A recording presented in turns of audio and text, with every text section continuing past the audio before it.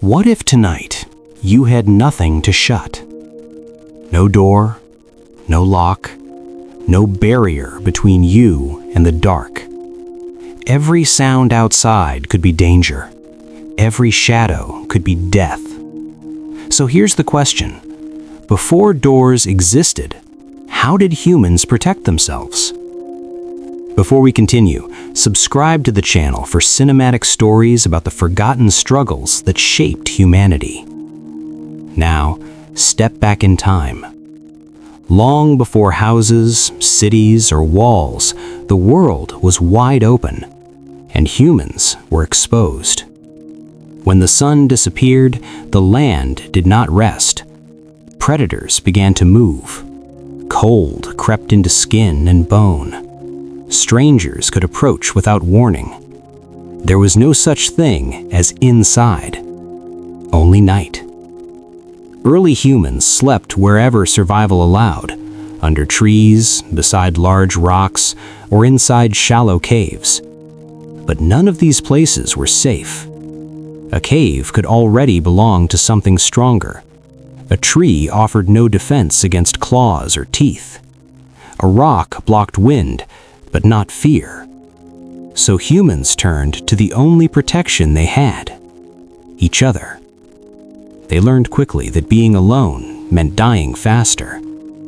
Groups slept close together not for comfort, but for survival. Children were placed in the center. Adults formed a protective circle around them. Someone was always awake. Not a guard, not a soldier, just a human listening.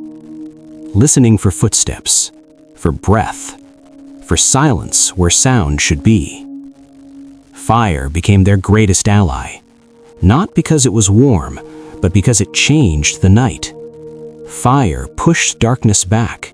It revealed movement. It made predators hesitate. The flames didn't stop danger. They delayed it. And delay meant survival. But fire could die. Wind could steal it. Rain could drown it.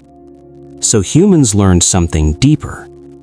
Protection wasn't a thing yet. It was awareness. Every crack of a branch mattered. Every unfamiliar smell triggered fear. When animals went silent, humans listened harder. Fear became a tool. But living like this came at a cost. Humans were always tired, always tense, always waiting. Survival demanded more than alertness. It demanded time.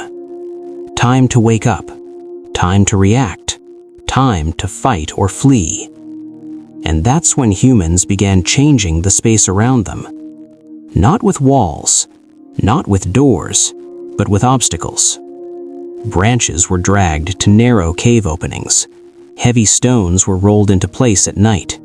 Sharp thorns were laid where feet might step. These didn't stop danger. They slowed it.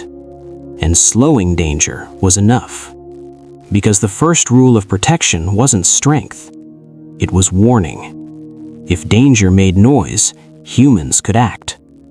And with that realization, the idea of protection began to evolve. As humans lived longer, groups grew larger.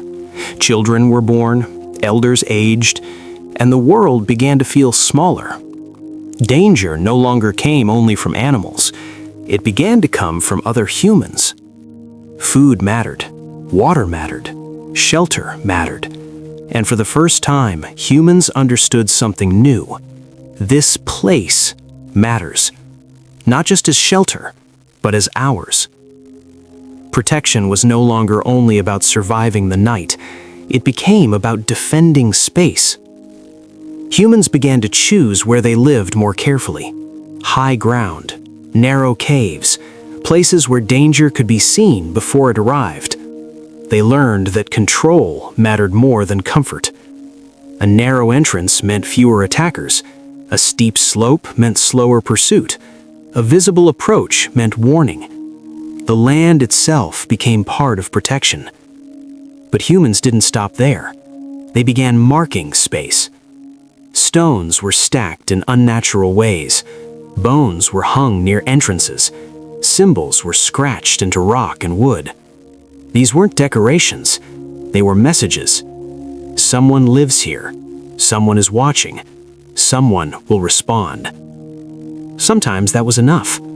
Fear works both ways. As small camps became larger settlements, humans changed how they lived together. Huts were built close to one another. Openings faced inward. Fires burned in shared spaces. The outside world stayed outside. Protection became collective. If one person heard something, everyone heard it. If one fire was disturbed, everyone reacted. The idea of standing alone disappeared. Survival became a shared responsibility. But even with community, danger still found ways in. Wind passed freely. Cold slipped through gaps. Threats crossed boundaries with ease. Humans could warn each other, they could slow danger, they could respond faster, but they still couldn't stop it. That missing piece haunted them. Protection required more than signals.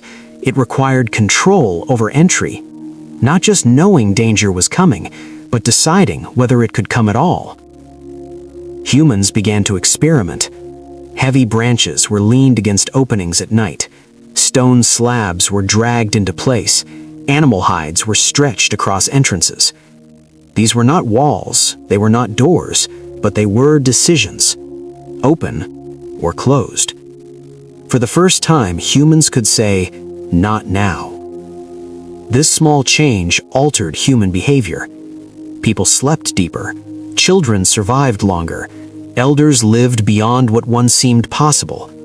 Because safety was no longer only reaction, it was intention.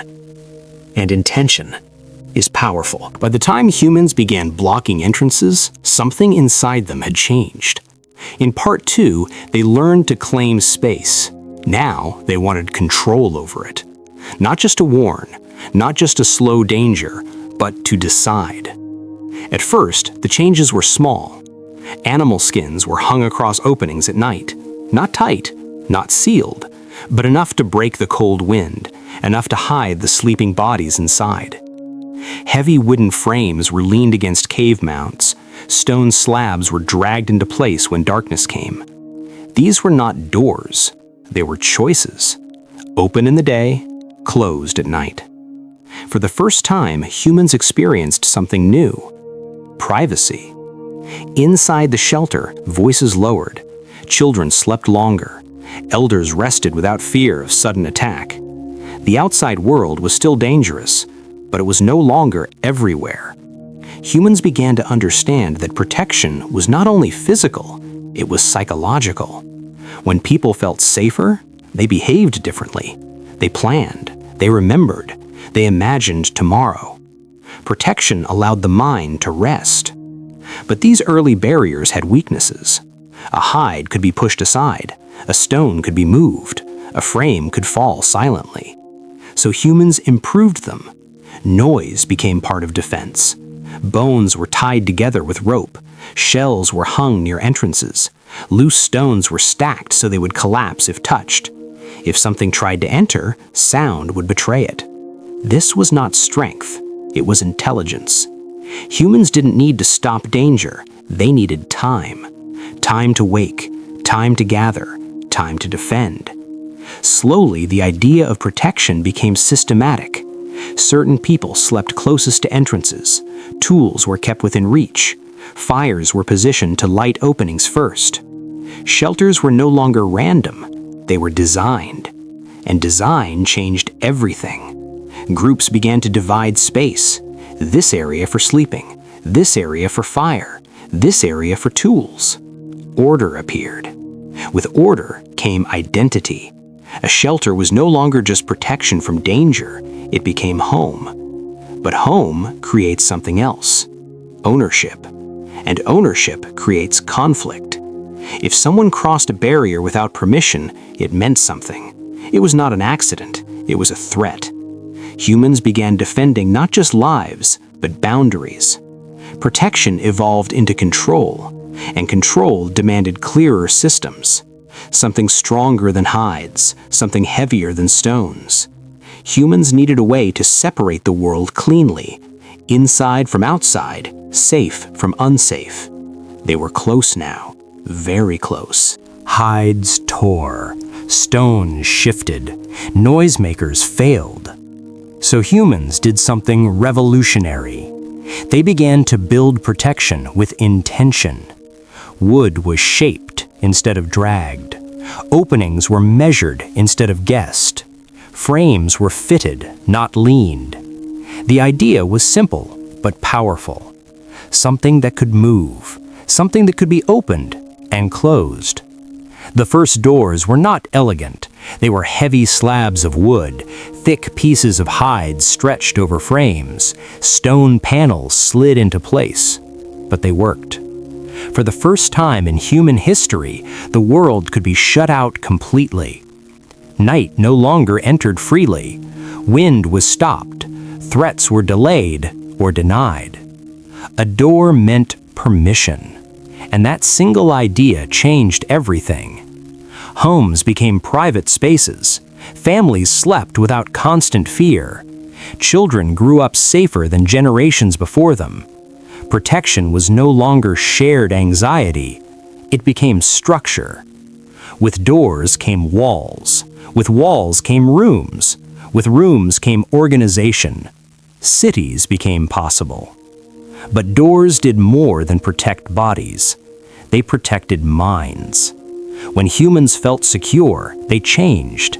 They spent less time watching shadows and more time thinking. They planned seasons. They stored food. They told longer stories. Fear no longer controlled every moment. Doors created rest, and rest created civilization. But doors also created power. Who controlled the door controlled access.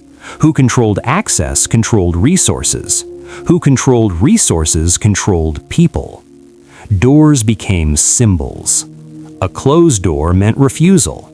An open door meant welcome. A guarded door meant authority. From simple shelters, doors grew into gates. From gates into fortresses. From fortresses into laws. Protection became systematized. Not everyone was allowed in. Not everyone was kept out. And that division shaped human history. Even today, doors still carry this ancient meaning. We close them when we want safety. We open them when we trust. We lock them when we fear. Every modern door is the descendant of branches piled at a cave mouth, of stones dragged in the dark, of a human listening by firelight. Before doors, humans survived by awareness, by community, by fear. Doors didn't eliminate danger. They gave humans control over it. And that control, more than strength, more than weapons, is what allowed humanity to build the world we live in today.